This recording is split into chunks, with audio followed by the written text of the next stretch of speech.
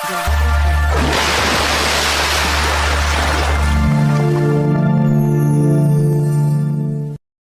wal hadirat yang dirahmati oleh Allah Subhanahu wa taala, meninjak acara selanjutnya, ini acara inti, yaitu tausiah agama yang akan disampaikan oleh guru kita bersama Al-Habib Ahmad Mujtaba bin Syahab dari Majelis Rasulullah. Kepada Habib Ahmad Mujtaba bin Syahab, fa'alaihi yatafaddal mashkura. Sallu ala Nabi Muhammad. Assalamualaikum warahmatullahi wabarakatuh.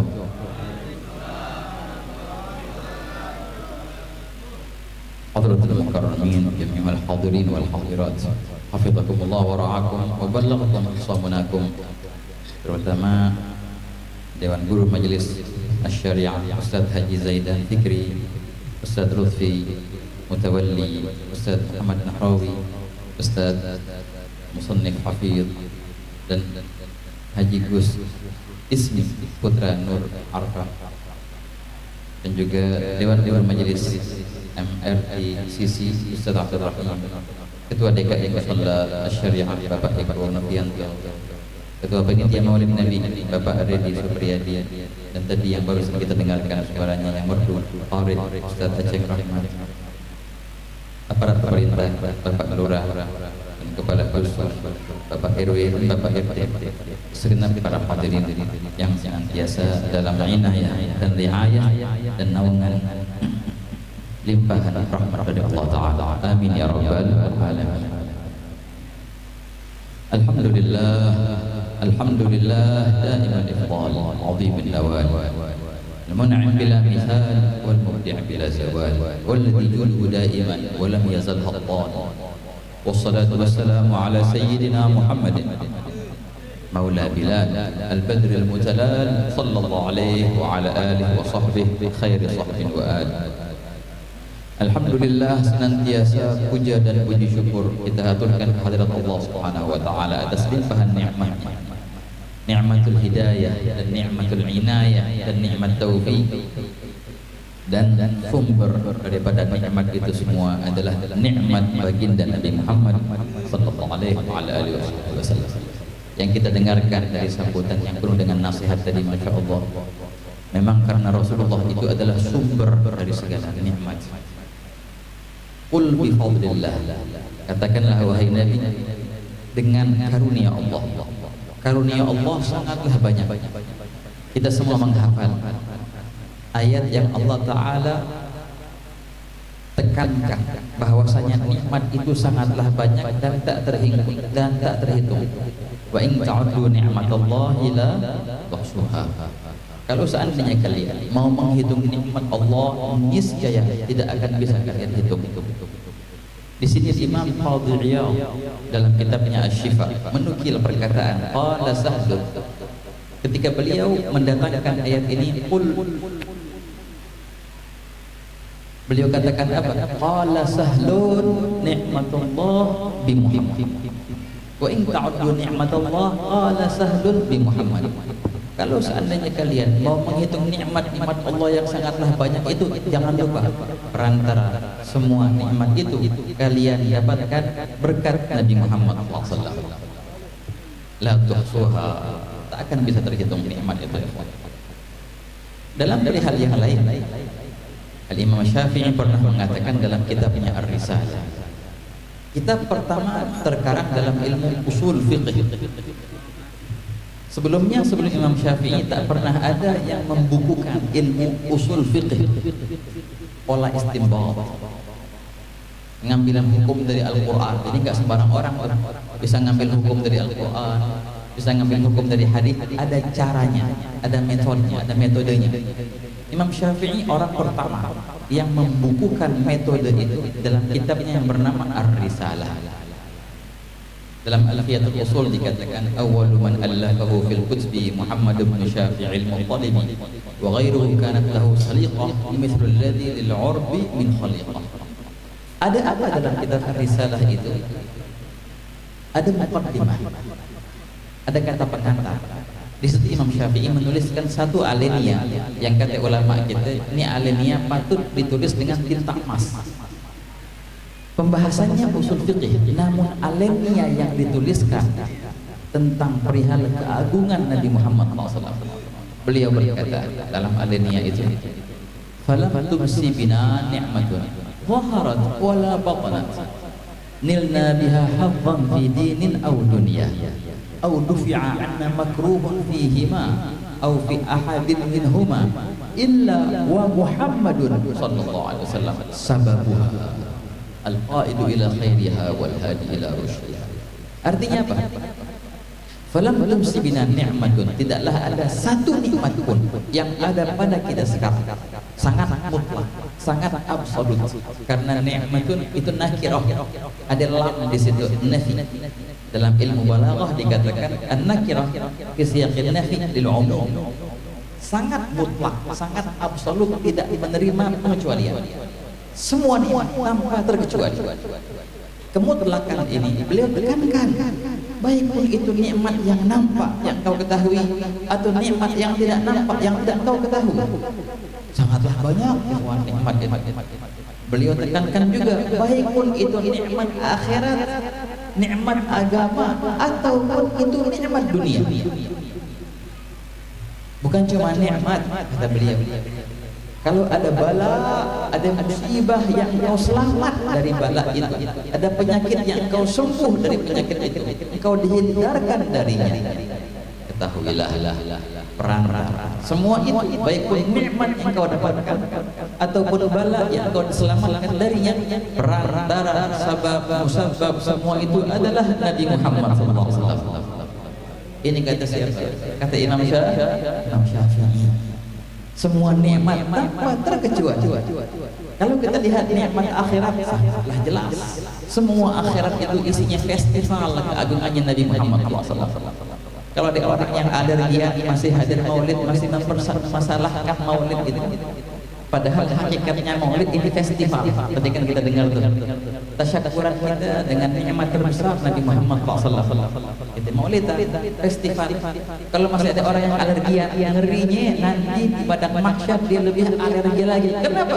Karena hakikat padang mahsyar itu, peristiwa yang dahsyat itu hakikatnya adalah festival keagungan Nabi Muhammad SAW. Di situ Allah Taala memperlihatkan bagaimana Rasulullah sangatlah Allah tidak bukakan pintu surga, walaupun sudah pada ngantri nih, yang sudah lolos dari jembatan Sirat, yang sudah kelar hisabnya tinggal masuk surga, tapi kagak dibukain surga itu, pada nunggu sampai kapan? Sampai datang Rasulullah sallallahu alaihi wasallam mengetuk pintu surga. Maka berkata malaikat Ridwan, siapa yang banyak? Baginda menjawab, Muhammad. Berkata malaikat Ridwan, bika umirtu an la aftaha li ahadin qablak ya Rasulullah. Sungguh aku diperintahkan oleh Allah tidak membukakan surga kecuali engkau yang mengetuknya, maka dibukalah pintu surga. Perihal ini baginda jelaskan dalam hadis yang sahih, wa innal jannata haramun 'alal anbiya hatta adkhulaha ana. Surga itu Allah haramkan atas mereka para nabi-nabi sehingga aku itu yang masuk ke dalam surga itu. Baru Allah izinkan yang lain masuk surga. Bukan cuma itu, wa haramun 'alal umam hatta tadkhulaha ummati. Surga itu pun Allah Ta'ala haramkan atas umat-umat terdahulu sehingga umatmu dulu yang masuk ke dalam surga setelah Nabi Muhammad. Orang yang terakhir masuk surga di umatnya Nabi Muhammad, hitung-hitung masih duluan dia daripada orang soleh, wali-wali di umat terdahulu. Masih duluan umat Nabi Muhammad yang masuk surganya. Ada apa gerakan? Karena banyak ibadah? Bukan. Banyak ilmu? Bukan. Tapi karena Nabi mereka adalah sebaik-baik Nabi, semulia-mulia Nabi, Nabi Muhammad SAW. Allah muliakan semua umatnya. Min ajli ain tukram Madinah. Dikatakan. Subhanallah. Jadi Rasulullah adalah sumber kenikmatan akhirat. Surga enggak dibukakan kecuali Rasulullah yang mengetuk. Perihal padang mahsyar, ana laha, Rasulullah yang menjadi solusi. Mereka pun yang sudah di surga Rasulullah berikan syafaat. Nah, jadi syafaat itu bukan hanya untuk memindahkan mereka yang dari neraka ke surga. Syafaat banyak. Di antaranya adalah mereka yang sudah di surga, Allah Taala naikkan lagi derajatnya ke derajat yang lebih tinggi berkat apa? Berkat syafaatnya Nabi Muhammad SAW.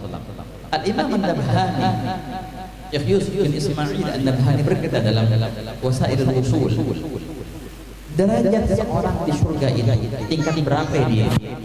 Diukurnya dengan apa? Dia di Firdaus atau di Jannat Adn atau Jannat Darussalam atau di surga mana dia? Tempatnya itu di mana? Patokannya adalah seberapa besar ikatan hatinya, hubungannya, cintanya kepada Nabi Muhammad SAW. Makin besar cintanya ke Rasulullah, maka makin tinggi pula derajatnya. Itu patokan derajat surga. Begitu pula sama ketika seorang jatuh ke api neraka, semoga Allah selamatkan kita semua. Agak ada yang masuk neraka, agak ada yang lihat neraka, agak ada yang mendengar neraka, insyaallah serem. Kata Imam Nabhani, orang kalau masuk neraka patokannya dia di jurang berapa dalamnya itu, patokannya adalah seberapa jauh dia dari Nabi Muhammad SAW. Begitulah ya. Jadi hakikat akhirat itu adalah patokannya Rasulullah SAW. Semua kenikmatan akhirat berkat Nabi Muhammad SAW. Kembali ke perihal agama, jelas kita dengar dari sambutan. Ya. Kita menikmati agama Islam, menikmati iman, menikmati ketenangan hati. Semua itu perantaranya adalah Nabi Muhammad SAW. Kata Imam Syafi'i, bukan cuma itu. Nikmat dunia pun, nikmat dunia. Apa nikmat dunia? Engkau masih punya umur sekarang. Nikmat dunia apa? Engkau melihat cahaya ini, menikmati angin. Nikmat dunia apa? Engkau masih punya pakaian-pakaian yang engkau gunakan, keluarga yang engkau miliki, punya orang tua, punya anak, punya saudara, punya teman. Engkau masih bisa melihat, engkau masih bisa mendengar, engkau makan. Setiap suapan itu nikmat dunia itu. Semua itu juga kata Imam Syafi'i engkau dapatkan karena berkatnya Nabi Muhammad SAW. Jadi luar biasa. Nikmat dunia pun perantaranya adalah Rasulullah SAW. Oleh karena itu dikatakan fadlullah, keutamaan karunia-Nya Allah, perantaranya adalah Rasulullah SAW. Ketika orang dapat problem, alangkah indahnya kalau dia menjadikan Rasulullah sebagai tawassulannya, bertawasul kepada Rasulullah SAW. Tak akan pernah kecewa, tak akan pernah menyesal. Tak tercatat dalam sejarah, baik pun dari zaman sahabat sampai sekarang dan akan datang, seorang yang bertawassul dengan Rasulullah kemudian dikecewa. Nggak pernah ada itu ya. Inilah kata siapa? Bukan kata kita, kata Imam Sakhawi. Imam Sakhawi menuliskan dalam kitabnya yang luar biasa, Ad-Dawul Lami' wal Qarnil Tasi'. Ada seorang yang bernama Sardah di abad 9 Hijriah. Dia sakit mata, sampai-sampai matanya bengkak, sampai-sampai buta, sampai-sampai juga mengefek ke otaknya, mulai sakit kesakitan dia. Apa yang terjadi? Dia berjalan menziarahi Madinah untuk berziarah kepada Rasulullah SAW. Dan dia berkata, ya Rasulullah, aku jadikan engkau wahai baginda peran-peran aku kepada Allah, semoga Allah sembuhkan penyakitku ini. Itu doanya pas dia ziarah Nabi. Di malam harinya apa yang terjadi? Dia mimpi, tidur dan mimpi. Dia mimpi Rasulullah SAW. Dalam mimpinya itu Rasulullah mengusap-usap matanya. Dalam mimpinya dia sembuh, bisa ngelihat. Apa yang terjadi? Keesokan harinya, pas dia bangun tidur, apa yang dia lihat di mimpi, kesembuhan mata menjadi nyata. Bisa ngelihat, baik, sehat, nggak ada yang sakit sama sekali. Dia dapat ijabah itu berkat tawassul kepada Nabi Muhammad SAW. Nah di sini kata Imam Sakhawi, Imam Sakhawi buat footnote setelah beliau menyebutkan kisah itu, beliau berkata, wal amru a'zamu min hadza. Sebenarnya perkara ini lebih agung dari hanya sekedar cerita ini. Kenapa? Fama ahadun tawassala bihadzal janabi wa yakhib. Kenapa? Tak pernah ada seseorang yang bertawassul kepada Nabi Muhammad SAW, menjadikan Rasulullah sebagai perantaranya untuk kabul hajatnya. Tak pernah ada seorang seperti itu kemudian dia kecewa, nggak pernah ada. Semua pasti akan senang, semua pasti akan terkabul hajatnya berkat tawassulnya kepada Nabi Muhammad SAW. Ini kita pelajari dari siapa? Dari ulama-ulama kita, dari para sahabat. Sahabat ketika mereka punya problem besar, mereka kemana? Ke Rasulullah Sallallahu Alaihi Wasallam. Semuanya seperti itu ya kawan. Ada seorang sahabat dalam cerita tadi, ada seorang yang bernama Qatadah bin Nu'man. Di perang Uhud, ada yang bilang perang yang lain Khandaq.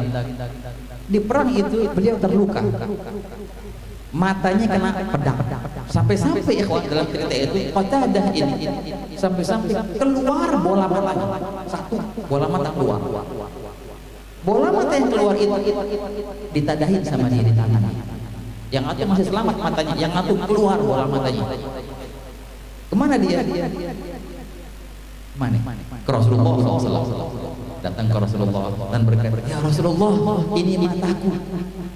Apa yang terjadi ikhwan? Ini hadisnya sahih nih. Baginda mengambil bola mata itu, bukan mimpi ini, beneran nih cerita dalam sirah ikhwan. Baginda mengambil bola mata itu dan mengembalikannya ke tempatnya.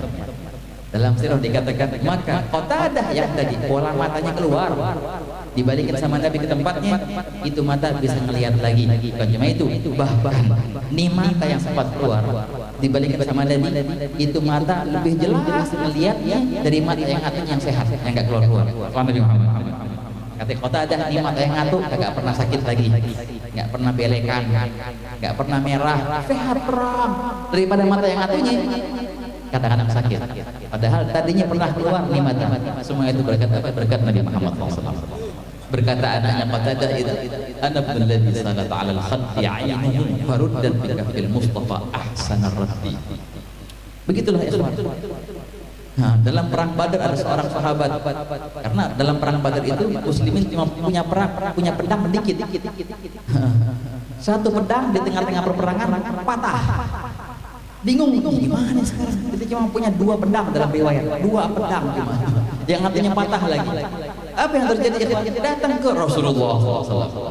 Ya Rasulullah, pedang kita patah satu, cuma satu tinggal. Apa yang terjadi? Maka baginda mengambil daun korma, daun korma yang panjang itu, diambilin daun-daunnya, tinggal yang agak tebal itu daunan. Kemudian Nabi SAW memberikan ini daun korma ini ke sahabat. Nabi bilang jadikan ini sebagai pedang. Ini dalam riwayat sanad kita dengan sanad yang hasan. Maka sahabat itu mengambil daun korma tadi dan otomatis ketika dia mengambil dengan keyakinan langsung berubah menjadi pedang yang kuat yang mungkin. Nabi Muhammad. Mereka paham kalau ada problem mereka kembali ke Rasulullah SAW. Makanya dikatakan seperti ini. Ludh bin Nabi fi kulli naibatin fa'aqduha bi Rasulillah mahlulu. Jadikanlah Rasulullah sebagai perantara kepada Allah Ta'ala dalam setiap problemmu, karena serumit-rumitnya benang yang kusut itu akan menjadi rapi kembali berkat Nabi Muhammad SAW. Begitulah qul bi fadlillah, nikmat Allah yang harus kita gembira dengan nikmat itu. Nikmat yang terbesar adalah Nabi Muhammad SAW.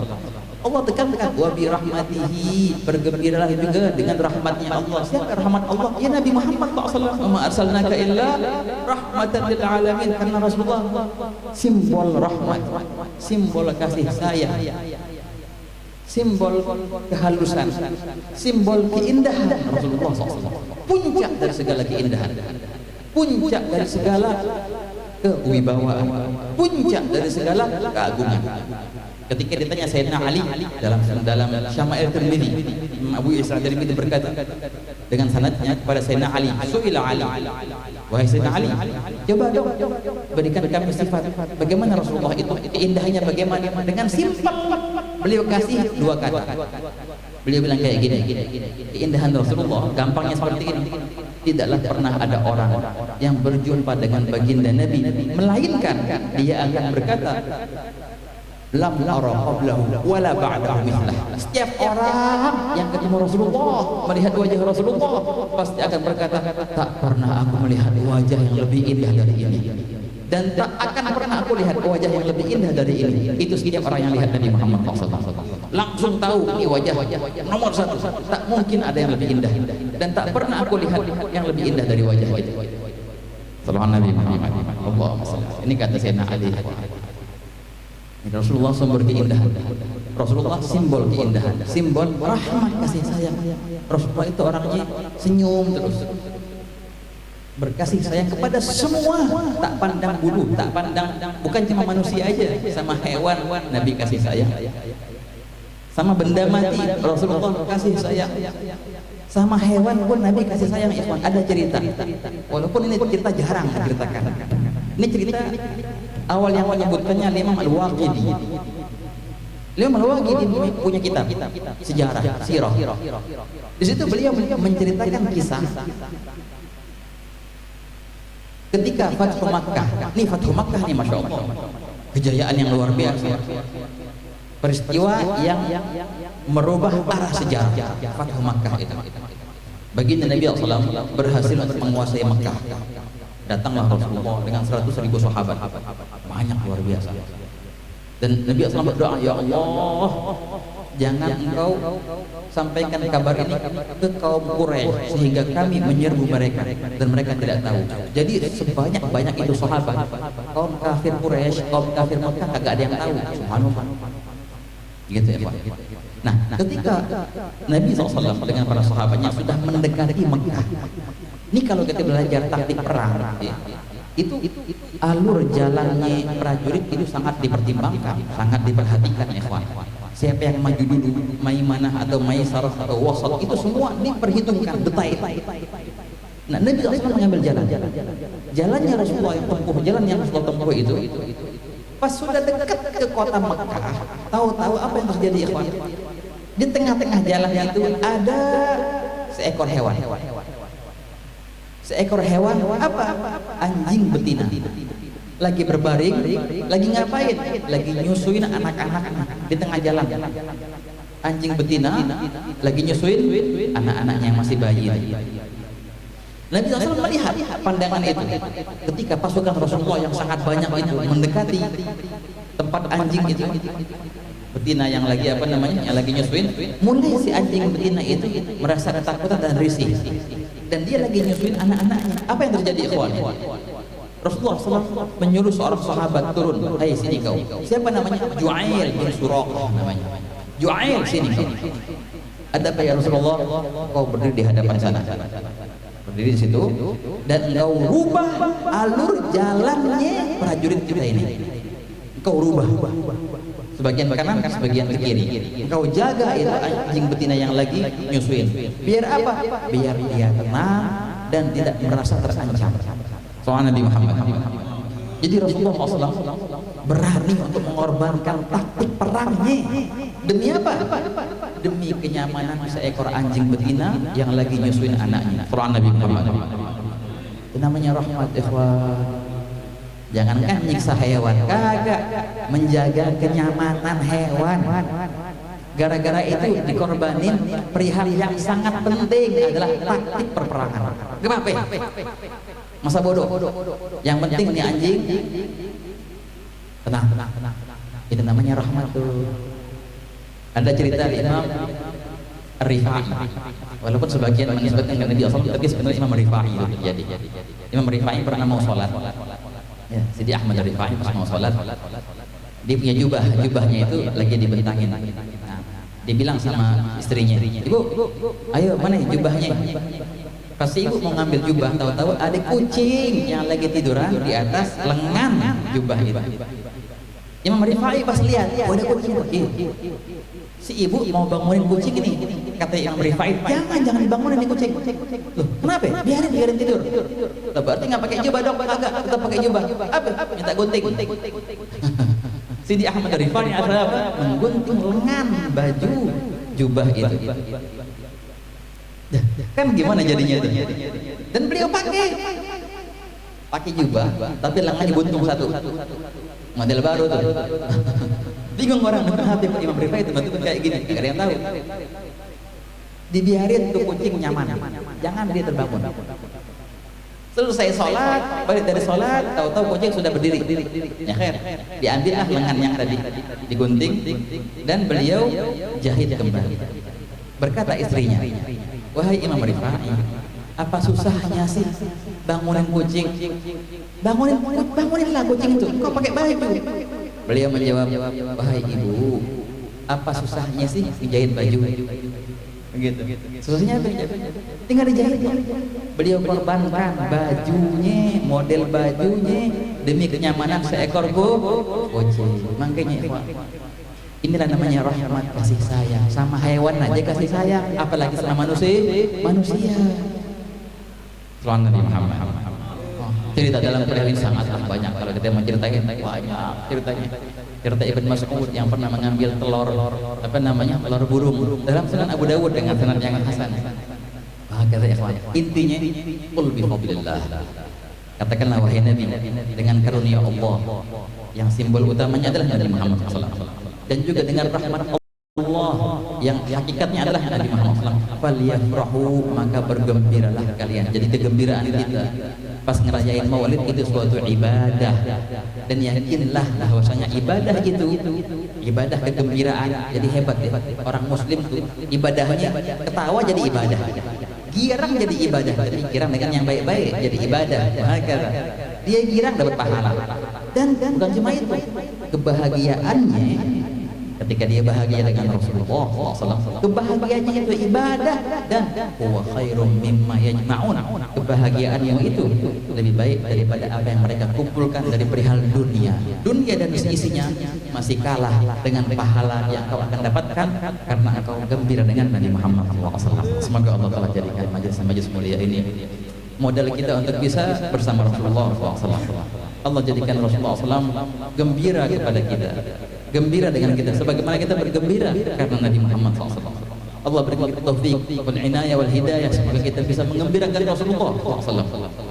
Allah Ta'ala jadikan Rasulullah hidup dalam keseharian kita, Rasulullah hidup di keluarga kita, Rasulullah hidup di anak bini kita, Rasulullah hidup di teman-teman kita, Rasulullah hidup di masyarakat kita, Rasulullah hidup di musola kita, Rasulullah hidup di RT RW kita. Nantiasa bersama akhlak Rasulullah, bersama sifat-sifat indah Rasulullah, bersama keindahan Rasulullah. Allah Ta'ala izinkan mata kita untuk memandang Nabi SAW di dunia sebelum akhirat. Allah Ta'ala izinkan kita untuk berjumpa dengan Rasulullah SAW di dunia, di alam barzakh, dan di akhirat kelak. Amin ya rabbal alamin. Allahumma ya man wafaqa ahlal khair wa anahum alaih, وفقنا اللهم للخير وأعنا عليه. ربنا آتنا في الدنيا حسنة وفي الآخرة حسنة وقنا عذاب النار. وصلى الله على سيدنا محمد وعلى آله وصحبه وسلم والحمد لله رب العالمين. والسلام عليكم ورحمة الله وبركاته.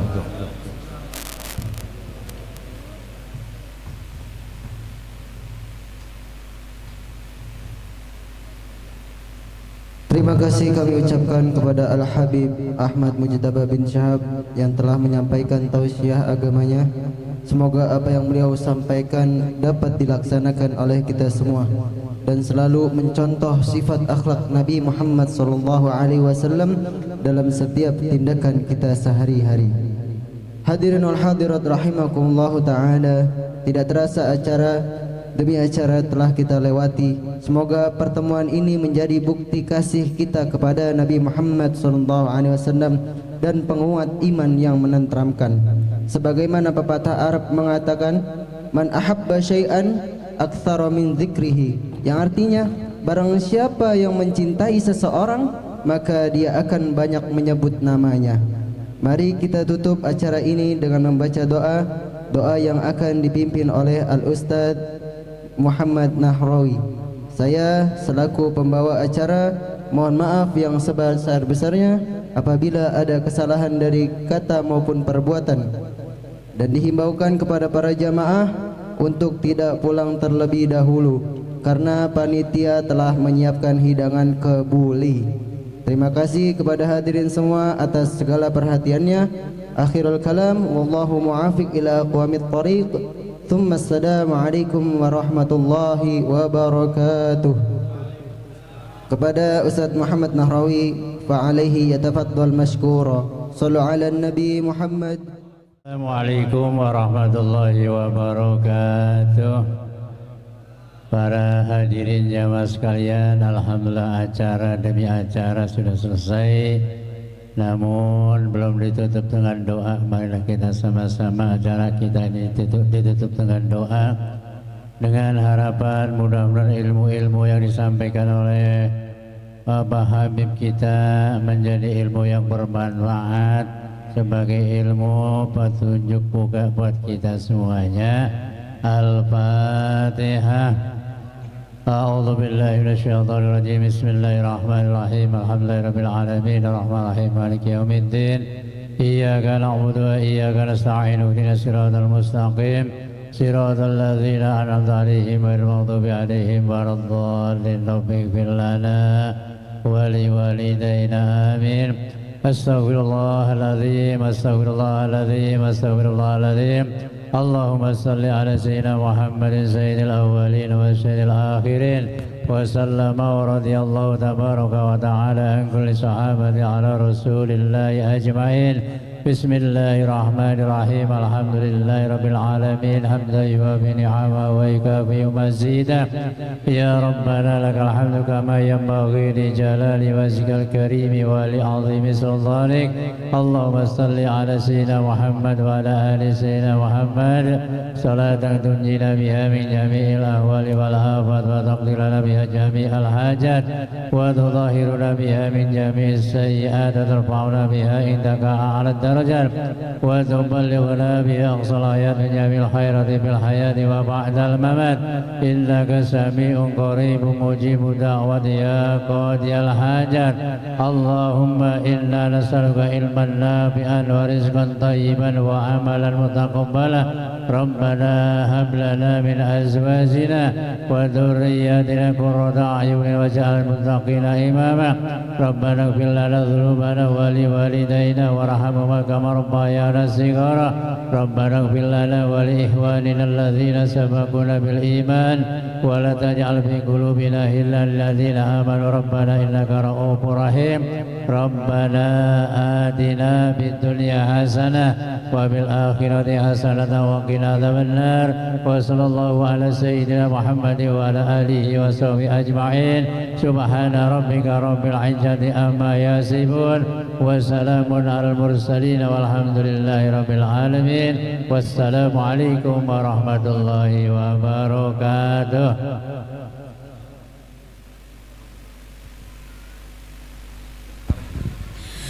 Ya Arhamar Rahimin, Ya Arhamar Rahimin, Ya Arhamar Rahimin, farrij 'alal muslimin.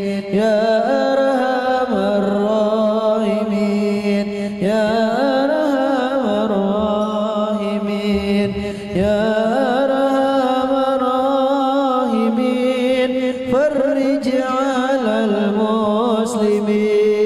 يا ربنا يا كريم، يا ربنا يا رحيم. أنت